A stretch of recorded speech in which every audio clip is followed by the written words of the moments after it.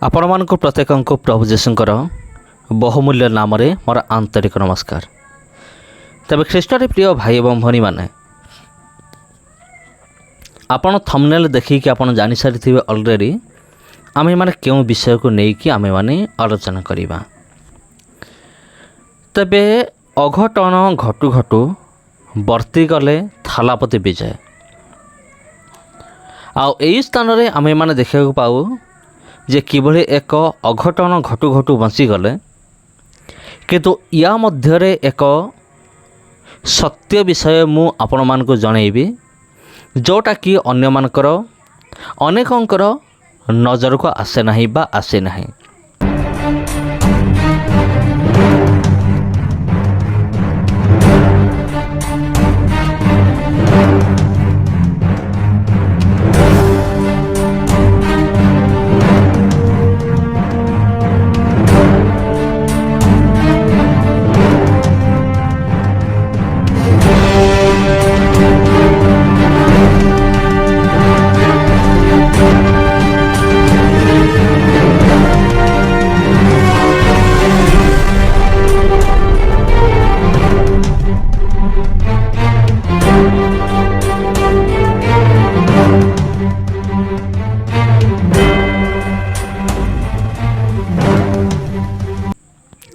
ତେବେ ଦେଖନ୍ତୁ ପ୍ରିୟ ବନ୍ଧୁଗଣ, ଆପଣମାନେ ଜାଣନ୍ତି ଥାଲାପତି ବିଜୟ ହେଉଛନ୍ତି ଜଣେ ଖ୍ରୀଷ୍ଟିଆନ ନେତା ବା ଜଣେ ଖ୍ରୀଷ୍ଟିଆନ ମୁଖ୍ୟମନ୍ତ୍ରୀ।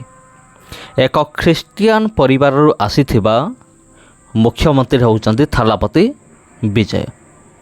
ଆଉ ଏଇଟା ଆପଣମାନେ ଭଲ ଭାବରେ ଜାଣନ୍ତି। ଆଉ ଏଇଟା ମଧ୍ୟ ଆପଣମାନେ ଭଲ ଭାବରେ ଜାଣିଥିବେ ଯେ ଜଣେ ପ୍ରକୃତ ଖ୍ରୀଷ୍ଟିଆନ ପରିବାରରେ କେମିତି ପିଲାମାନଙ୍କୁ ବଢ଼ାଯାଇଥାଏ, ସେମାନଙ୍କୁ କେମିତି ଶିକ୍ଷା ଦିଆଯାଇଥାଏ, ଆପଣ ଏଇଟା ମଧ୍ୟ ଭଲ ଭାବରେ ଜାଣନ୍ତି। ତେବେ ଏଇ ଭିଡ଼ିଓରେ ଆମେମାନେ ଦେଖୁଛୁ, ଭିଡ଼ିଓ କ୍ଲିପ୍ରେ ଏଠି ଜଣେ ବୃଦ୍ଧ ବ୍ୟକ୍ତି ଜଣେ ଅଛନ୍ତି ଏବଂ ତା ସହିତ ଅଛନ୍ତି ଥାଲାପତି ବିଜୟ। ଏବଂ ବୃଦ୍ଧ ବ୍ୟକ୍ତି ଜଣକ ଡାଇରେକ୍ଟ ସିଏମ୍କୁ ସାକ୍ଷାତ କରୁଛନ୍ତି, ତାଙ୍କ ସହିତ କଥାବାର୍ତ୍ତା କରୁଛନ୍ତି। ଆଉ ଯଦି ଆମେ ବର୍ତ୍ତମାନ ପର୍ଯ୍ୟନ୍ତ ଯଦି ଆମେ ତଥ୍ୟ ଗୁଡ଼ିକ ଅନୁସାରେ ଯଦି ଆମେମାନେ ଦେଖିବା, ତେବେ ଥାଲାପତି ବିଜୟ ଜନତାଙ୍କ ସହିତ ପୁରା କନେକ୍ଟେଡ଼ ଅଛନ୍ତି। ଏତେ କ୍ଲୋଜ୍ ଅନ୍ୟ କୌଣସି ନେତା ମନ୍ତ୍ରୀଙ୍କ ମଧ୍ୟରେ ଦେଖାଯାଏ ନାହିଁ। ଯଦି ରାସ୍ତାରେ ଯଦି ଆପଣମାନେ ଦେଖିବେ, ଅନ୍ୟାନ୍ୟ ନେତା ମନ୍ତ୍ରୀମାନେ ଯେତେବେଳେ ସେମାନେ ନିଜର VIP ଗାଡ଼ି ଧରିକି ବାହାରନ୍ତି, ରାସ୍ତା ଗୁଡ଼ିକ ଜାମ୍ ହୋଇଯାଏ। ଆଉ ରାସ୍ତା ଗୁଡ଼ିକ ଜାମ୍ ହୋଇଯାଏ, ସେଇ ଭିତରେ କିଛି ସ୍କୁଲ ବସ୍ ରହିଥିବ ନିହାତି, ଆଉ କିଛି ଆମ୍ବୁଲାନ୍ସ ବି ରହିଥିବ। କିଛି ଲୋକମାନେ ପେସେଣ୍ଟମାନଙ୍କୁ ହସ୍ପିଟାଲରେ ନେଉଥିବେ ଏବଂ ସେମାନଙ୍କୁ ଅଟକାଇକି ରଖାଯାଇଥିବ। ଏମିତି ବି ହେଇପାରେ ଯଦି ପେସେଣ୍ଟ ଯଦି ହସ୍ପିଟାଲକୁ ଯଦି ଲେଟ୍ରେ ଯଦି ପହଞ୍ଚିଲା, ତେବେ ରାସ୍ତାରେ ତା'ର ମୃତ୍ୟୁ ମଧ୍ୟ ହୋଇପାରେ। ଆଉ ଏଇ କଥାକୁ ଖ୍ରୀଷ୍ଟିଆନ ମୁଖ୍ୟମନ୍ତ୍ରୀ ଥାଲାପତି ବିଜୟ ବହୁତ ଭଲ ଭାବରେ ସେ ଜାଣିଛନ୍ତି।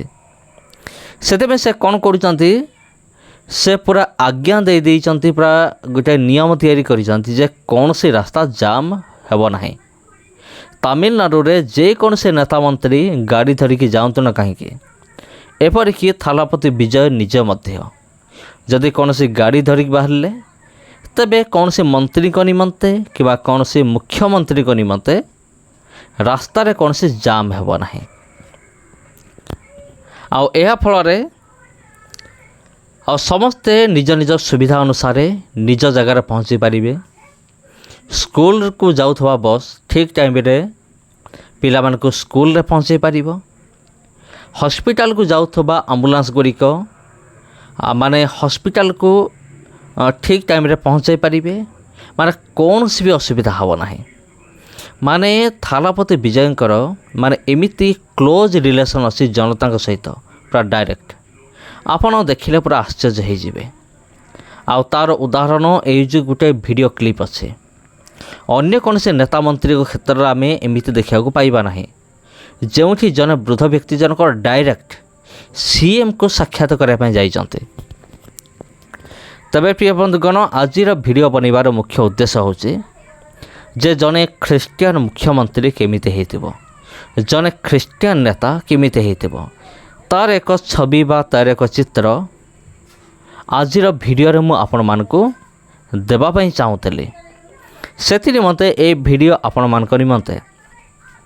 ଆଉ ଥାଲାପତି ବିଜୟ ଦେଖନ୍ତୁ, ଜଣେ ଖ୍ରୀଷ୍ଟିଆନ ମୁଖ୍ୟମନ୍ତ୍ରୀ ଯେତେବେଳେ ଇଲେକ୍ସନରେ ଜିତିଲେ, ଇଲେକ୍ସନରେ ଜିତୁ ଜିତୁ ସେ ନିଜର ଦାବିଗୁଡ଼ିକ ପୂରଣ କରିବା ଆରମ୍ଭ କରିଦେଲେ। ଇଲେକ୍ସନ୍ ପୂର୍ବରୁ ସେ ଘୋଷଣା କରିଥିଲେ ଯେ ଯଦି ମୁଁ ମୁଖ୍ୟମନ୍ତ୍ରୀ ମୁଁ ଯଦି ହେବି ତେବେ 200 ୟୁନିଟ୍ ବିଜୁଳି ମୁଁ ଫ୍ରି କରିଦେବି, ପ୍ରତିବର୍ଷ 6ଟି ଗ୍ୟାସ୍ ସିଲିଣ୍ଡର ମୁଁ ଫ୍ରି କରିଦେବି, ଆଉ ମଦ ଦୋକାନଗୁଡ଼ିକ ମୁଁ ହଟାଇ ଦେବି। ଆଉ ଯେମିତି ସେ ପ୍ରମିସ୍ କରିଥିଲେ, ଯେମିତି ସେ ଶପଥ କରିଥିଲେ, ଆଉ ତା'ର ପ୍ରତିଫଳ ଆଜି ଆମେ ଦେଖିବାକୁ ପାଉଛୁ ଯେ କେମିତି ମଦ ଦୋକାନଗୁଡ଼ିକ ହଟାଯାଇଛି। ପ୍ରଥମ ବିଷୟ, ଆଉ ଏ ମଦ ଦୋକାନଗୁଡ଼ିକ ଧାର୍ମିକ ସ୍ଥଳ ଗୁଡ଼ିକ ସାମ୍ନାରେ ଥିଲା, ସ୍କୁଲ ସାମ୍ନାରେ ଥିଲା, କଲେଜ ସାମ୍ନାରେ, ବସ୍ଷ୍ଟାଣ୍ଡରେ ଏସବୁ ମଦ ଦୋକାନଗୁଡ଼ିକ ପୁରାପୁରି କ୍ଲୋଜ୍ କରାଗଲା। ନମ୍ବର 1। ନମ୍ବର 2, ଯେମିତି ମୁଁ କହିଲି 200 ୟୁନିଟ୍ ବିଜୁଳି ଫ୍ରି କରାଗଲା। ଆଉ ନମ୍ବର 3, ରାସ୍ତା କଡ଼ରେ ଥିବା ପୋଷ୍ଟର ଗୁଡ଼ିକ ହଟାଗଲା। ନମ୍ବର 3। ତେବେ ନମ୍ବର 4ରେ ଆପଣମାନେ ଦେଖନ୍ତୁ, RSSକୁ ସମ୍ପୂର୍ଣ୍ଣ ରୂପେ ବ୍ୟାନ୍ କରାଗଲା, ମାନେ ତାମିଲନାଡୁ ଭିତରେ।